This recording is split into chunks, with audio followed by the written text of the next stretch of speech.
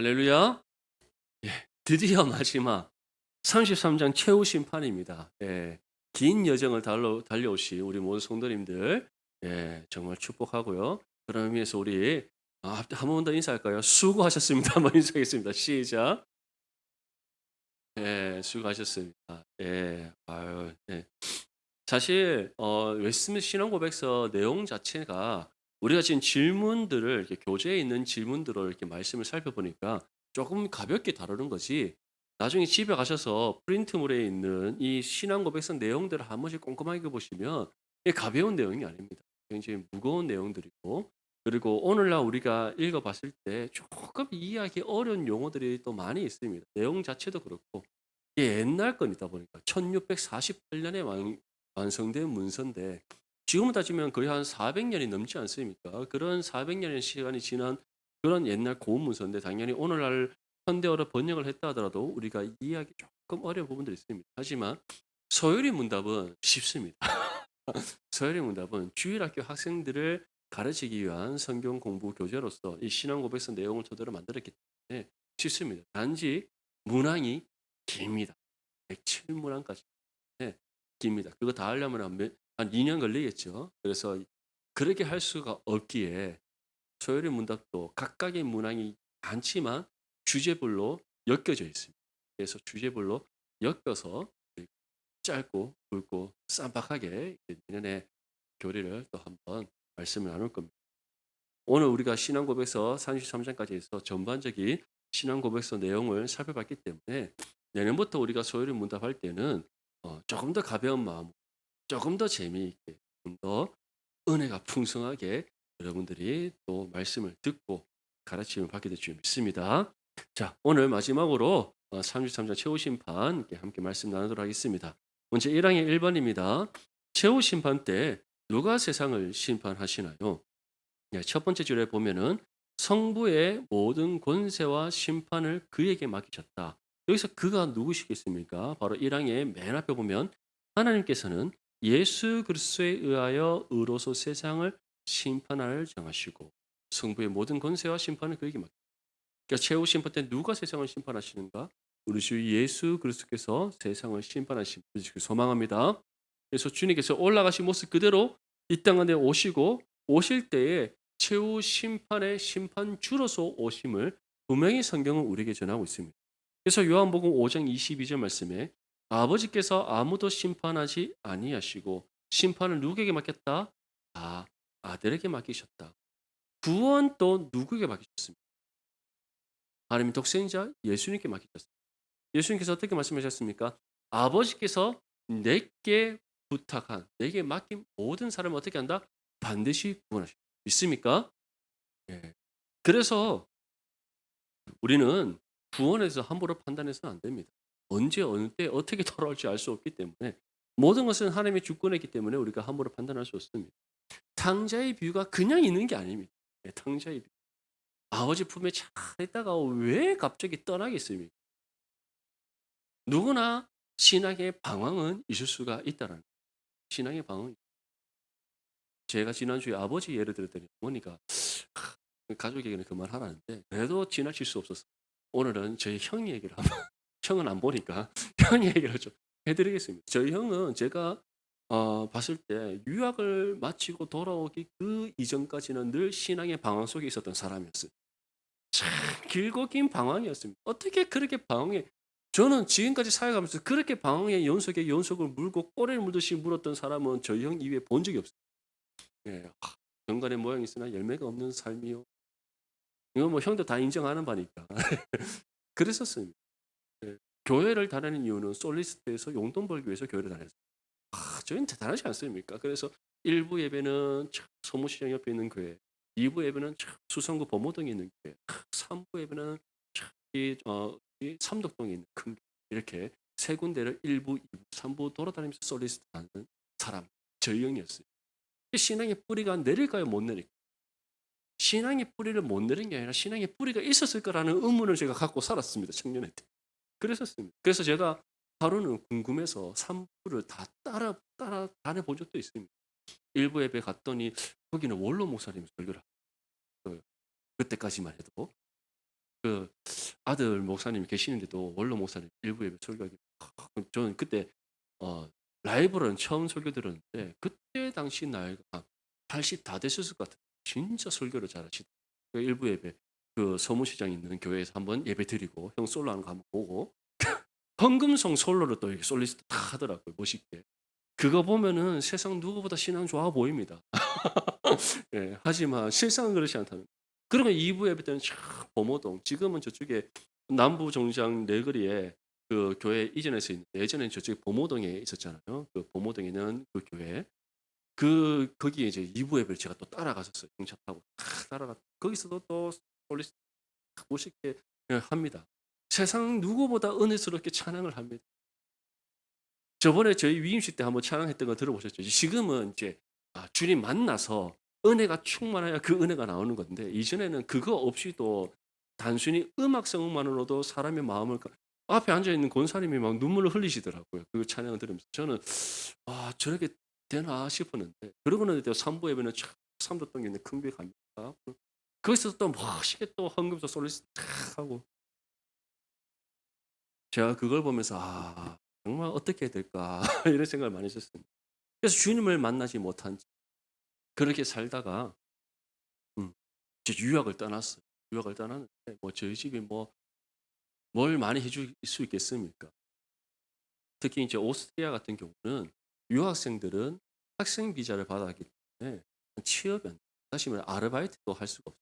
뭐 독일 같은 경우는 아르바이트도 가능하고 뭐 이렇게 통장에 돈만 안 찍혀도 되는데 오스트리아 자체는 아예 그것이 금지되기 때문에 어 완전히 순전히 여기 와서 공부만 해야 되는 그러니까 저희 집에서는 최소한의 생활을 줍니다. 학비나 이런 거는 다 국가에서 주니까 공짜니까 무료니까 그렇더라도 최소한 생활비만 주니까 저 형이 원래 유학 가기 전에 한 그때 보셨듯이 그런 덩치였는데 한 3년 지나니까 살이 한 20 킬로 이상 빠지더라고요. 자동 다이어트 될 수 있습니다.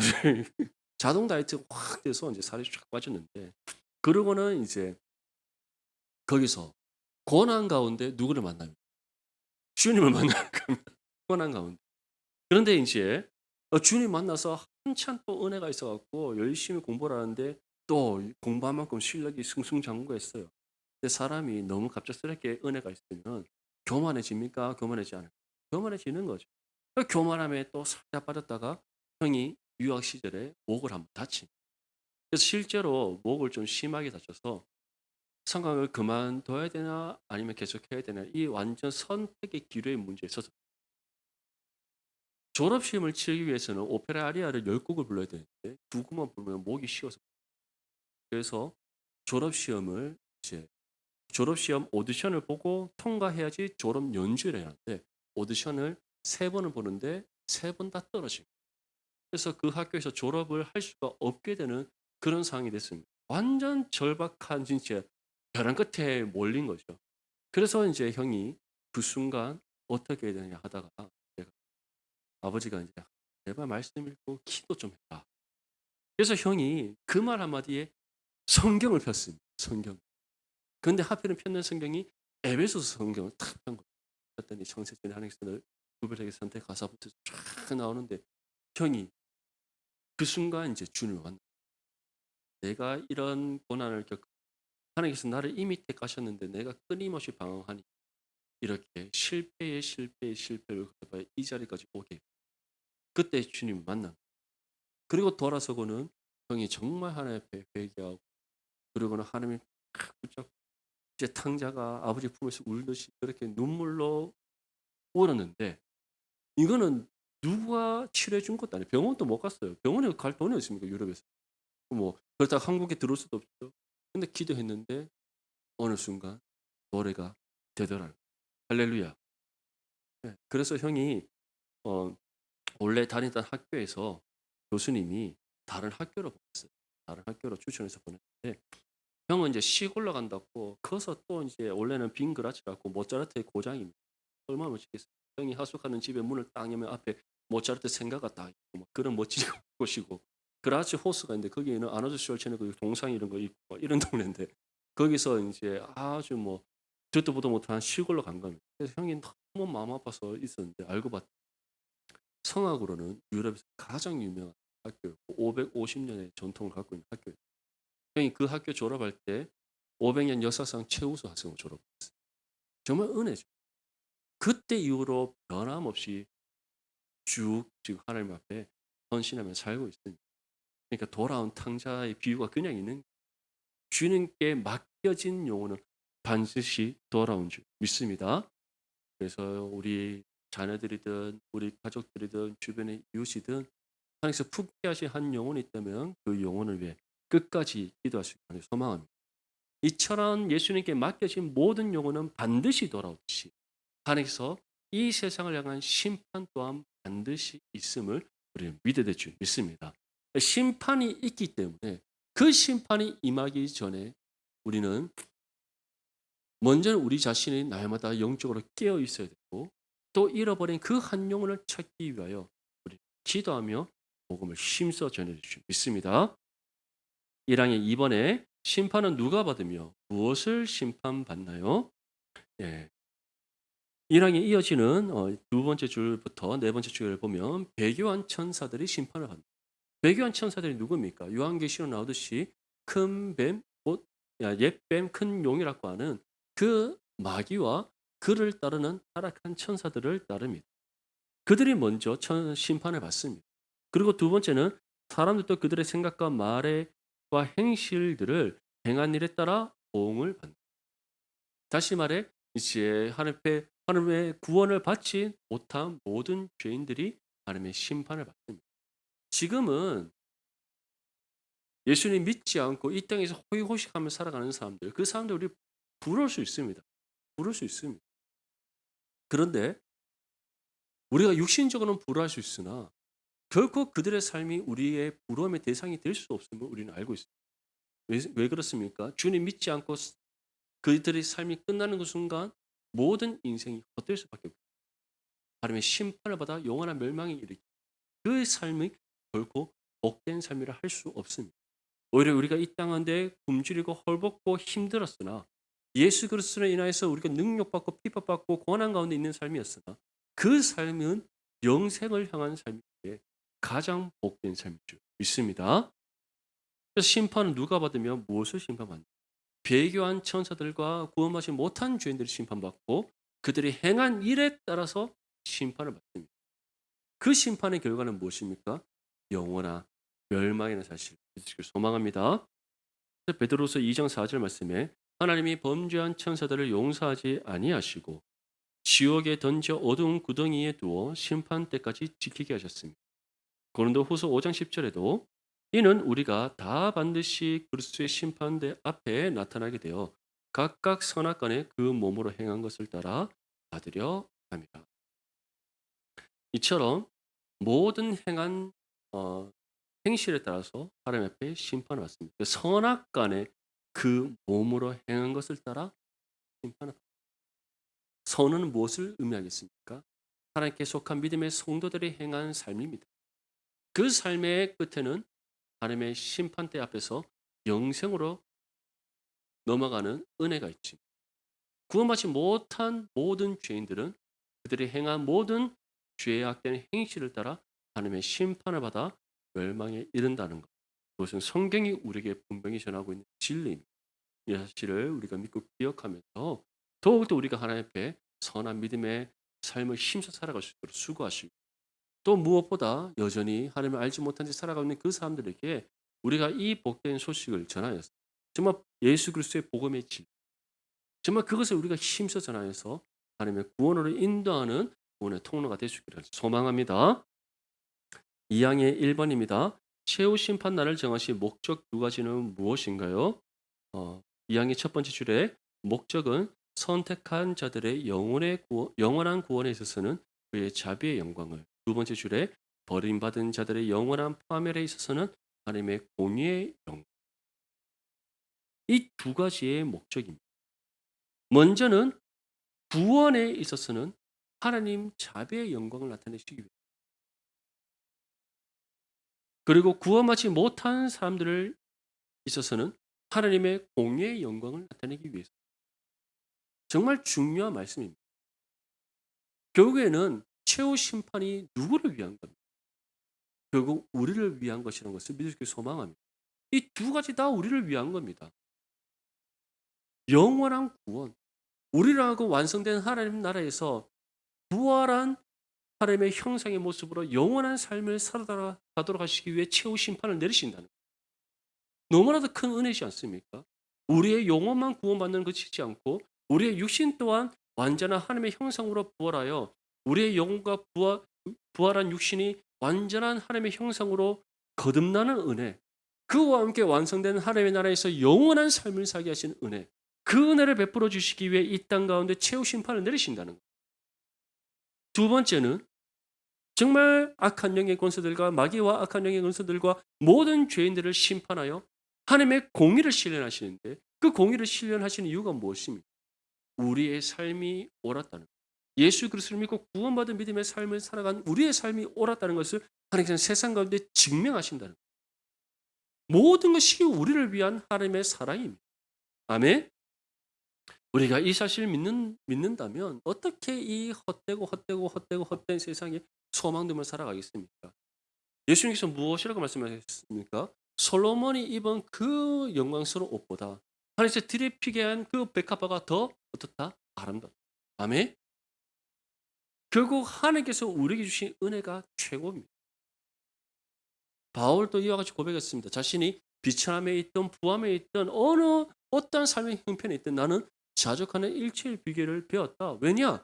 나는 부하든 가난하든 고난 가운데 있든 은혜 가운데 있든 그런 것이 중요한 것이 아니라 내가 구원받은 하나님의 자녀로서 또 이방인의 사도로 부름받아 그 뜻에 합당하게 내가 살아감이 중요하다.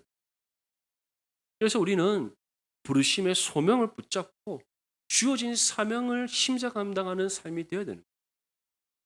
그런 삶을 살아갈 때 우리는 세상 가운데 어떤 형편에 있든지 그것으로 인하여서 우리는 얽매이지 않습니다. 그것으로 인해서 우리가 자라나 울어 치우치지 않습니다. 정말 소명의식을 갖고 사명자로서의 삶을 살아갈 때 우리는 주님 걸어가신 믿음의 의의 길을 따라 온전히 걸어가는 믿음의 삶이 될 줄 믿습니다. 그래서 최후 심판날을 정하신 목적 두 가지는 결국 우리를 위한, 우리로 하여금 영광스러운 영원한 삶을 주시고 또 우리가 하나님 앞에 살아가는 그 신앙의 삶이 정말 하나님 앞에 옳은 것임을 증명하시고, 그리고 이 모든 것을 통해 누가 영광 받으시기 위해 하나님께서 영광 받으시기 위해 행하시는 최후 심판이라는 것을 소망합니다. 그래서 로마서 9장 22절에서 23절 말씀에 만일 하나님이 그의 진노를 보시고 그의 능력을 알게 하고자 하사 멸하기로 준비된 진노의 그릇을 오래 참으심으로 관용하시고 또한 영광 받기로 예비하신 바 긍휼의 그릇에 대하여 그 영광의 풍성함을 알게 하고자 하실지라도 무슨 말을, 그래서 누구도 하나님의 그 최후 심판에 승계할 수 없다는 것을 표현하고 있습니다. 이 양의 2번에 최후 심판 때 신자들이 받는 상은 무엇이며 악인들이 받는 벌은 무엇인가요? 이 양의 세 번째 주절에 보면 기쁨과 위로를 충만히 받다. 이것은 누구에게 내려지는 상입니까? 믿음의 성도들에게 내려지는 상입니다. 그래서 최후 심판 때 신자들이 받는 상이란 것은 바로 기쁨과 위로입니다. 기쁨은 무엇을 통해 받습니까? 완전히 하나님의 그 부활의 형상으로 우리가 거듭나서 완성된 하나님의 나라에서 영원히 살게 됨으로 그 기쁨이 충만하게 됩니다. 아멘. 위로는 무엇을 통해 받습니까? 그 악인들을 향한 심판을 통해 우리의 삶이 옳았다는 것 증명받음으로써 위로를 받는. 우리가 이 땅에서는 우리가 오늘 새벽에 나눴던 그 말씀처럼 시인이 고백하듯이 멸시받고 천대받고 손가락질받고 비난받을 수 있습니다.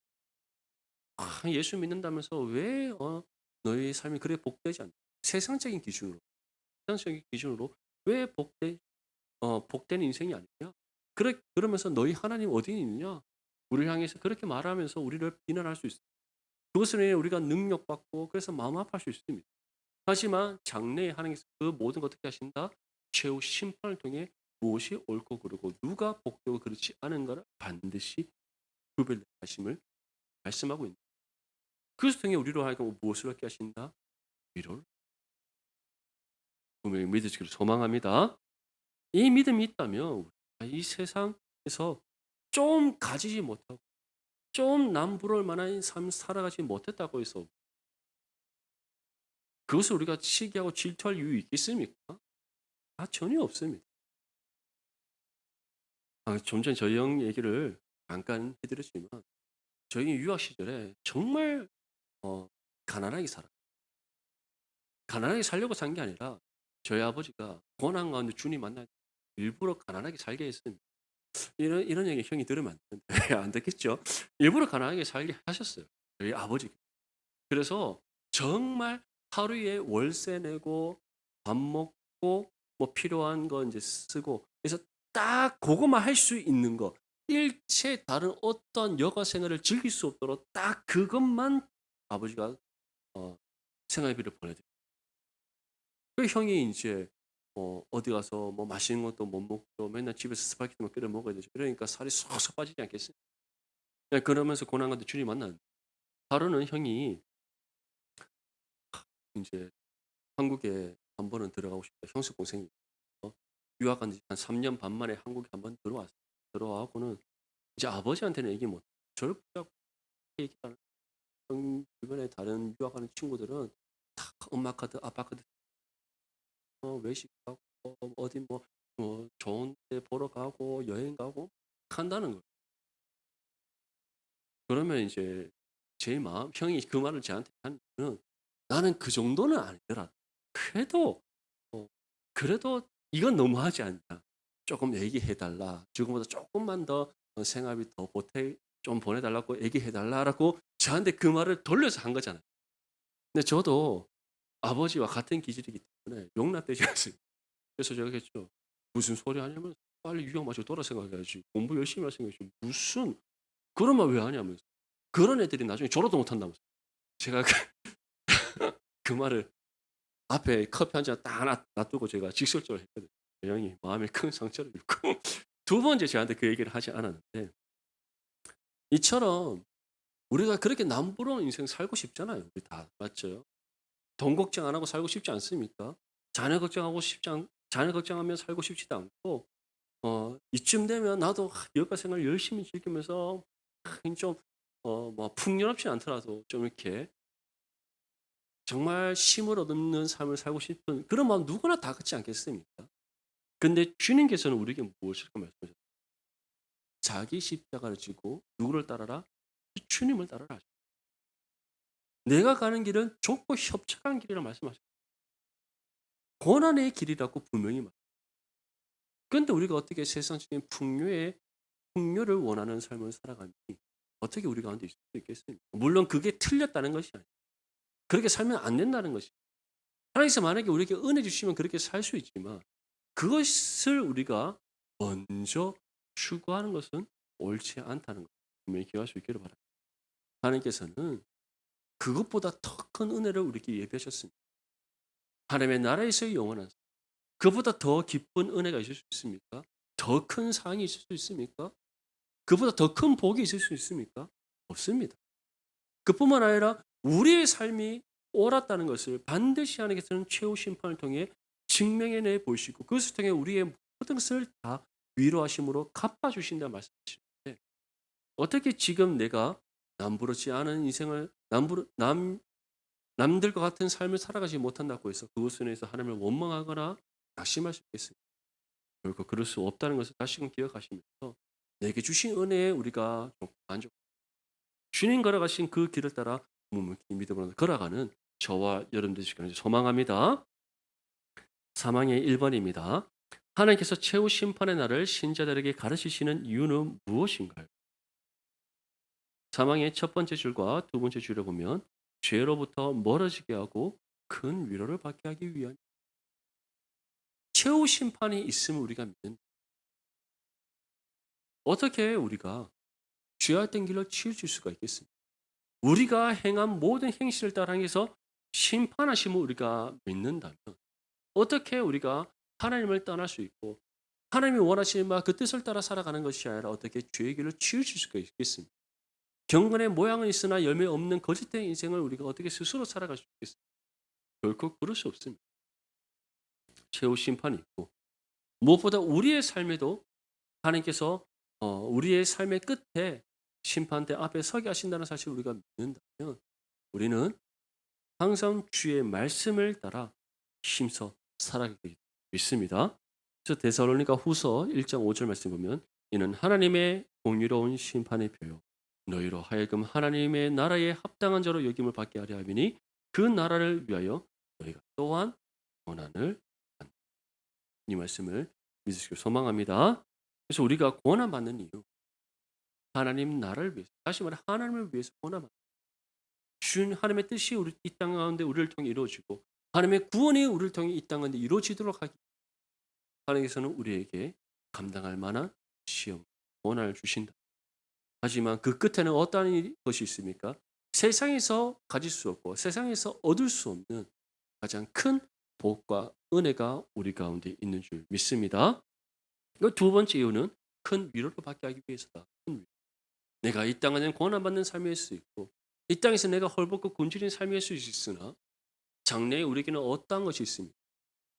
정말 세상 그 무엇보다도 아니 온 세상을 다 주어도 받을 수 없고 이룰 수 없는 영생이 우리가 그것이 우리에게 가장 큰 위로가 된다는 것을 믿으시기를 소망합니다. 사망의 2번입니다. 하나님께서 최후 심판의 시간을 감추신 이유는 무엇인가요? 네, 마지막 세 번째 줄과 네 번째 줄을 보면 안도감을 떨쳐버리고 항상 깨어있고 준비하기 위함. 우리가 지금 날마다 영적으로 깨어있고 그 최후의 심판의 날, 주님 오시는 그 날을 준비하도록 위함. 이에 대해서 예수님께서 정말 좋은 하나의 예를 드셨습니다. 열천의 유해. 이 열처녀라는 것은 신랑을 맞이하는 열처녀라고 해서 우리가 그 신랑이 그 10명과 다 결혼했냐 그런 뜻이 아닙니다. 이스라엘 전통의 혼인 예식이 어떤 거냐면 먼저 예식을 치릅니다. 우리처럼 결혼 예식을 치르고 난 뒤에 이제 신부는 신랑을 맞이하기 위하여 이제 그 신혼집으로 들어가고 신랑은 신랑 친구들 자신의 예식에 참가한 친구들과 함께 연애를 베푸면서 그들의 와준 것에 감사함으로 섬깁니다. 그래서 연애가 다 끝나고 나면 이제 신랑이 신부에게로 갑니다. 그 신부에게로 갈 때 그 신랑을 맞이하여 신부에게로 인도하는 것을 감당하는 것이 신부의 친구들입니다. 이 열 처녀들은 바로 이처럼 신부의 10명의 친구들을 뜻하는 거예요. 신랑을 맞이하여 신부에게로 인도하는 사람. 그런데 그럼 이 역할을 감당하려면 이제 신랑이 친구들과 지금 가지고 있는 이 연애가 끝날 때까지 신부들의 친구들이 자고 있어야 됩니까? 깨어 있어야 됩니까? 깨어 있어야 됩니다. 그래서 신랑이 탁 올 때에 불을 탁 켜서 신부에게로 인도해야 되지 않겠습니까? 그런데 다섯 처녀는 어떻게 하고 있었다? 다섯 처녀는 깨어 있었다. 그리고 기름을 넉넉히 준비하고 있었다. 하지만 다른 다섯 처녀는 어땠습니까? 자고 있었다. 그리고 기름을 넉넉하게 준비하지 않았다. 그래서 그날따라 신랑이 늦게 왔더니 이시에 신랑 온다는 소리 듣고 자고 있던 다섯 처녀가 또 깨어납니다. 깨어났더니 자신들한테 기름이 없으니까 불이 어떻게 됩니까? 꺼져가고 있는 거죠. 신랑을 맞이할 수가 없는 겁니다. 하지만 깨어있고 기름을 넉넉하게 준비한 다섯 처녀는 어떻습니까? 기름이 넉넉하고 불을 계속 피울 수 있기 때문에 신랑을 맞이할 수가 있는 이것이 무엇을 의미합니까? 주님 오시는 날은 도둑같이 언제 오실지 누구도 알 수 없고 우리는 영적으로 깨어있고 항상 준비되어 있어야 됨을 말씀하고 있는 거예요. 그래서 뒤늦게 다섯 처녀들이 기름 준비하고 왔더니 신랑은 이미 다른 다섯 처녀들과 함께 신부에게로 들어가 버렸다. 그래서 문을 막 두드리면서 열어달라 하니까 주님 뭐라 하십니까? 안 된다고. 한치도 깨어 있을 수 없다. 사랑하는 성도 여러분, 하나님께서 최후 심판의 시간을 감추신 이유는 무엇이다? 그 날을 우리로 하여금 영적으로 깨어 있어 준비토록 하기 위해서 믿으시길 소망합니다. 그래서 언제나 우리 모든 성도님들 말씀과 기도로 깨어 있고 또 주님 오실 그 날을 우리가 준비하고 곧게 한 일에 귀하게 쓰임 받도록 우리에게 주어진 복음의 삶을 힘써 감당하고 선한 믿음의 싸움을 온전히 감당하는 저와 여러분들의 삶이 될 수 있기를 주님의 이름 축복합니다.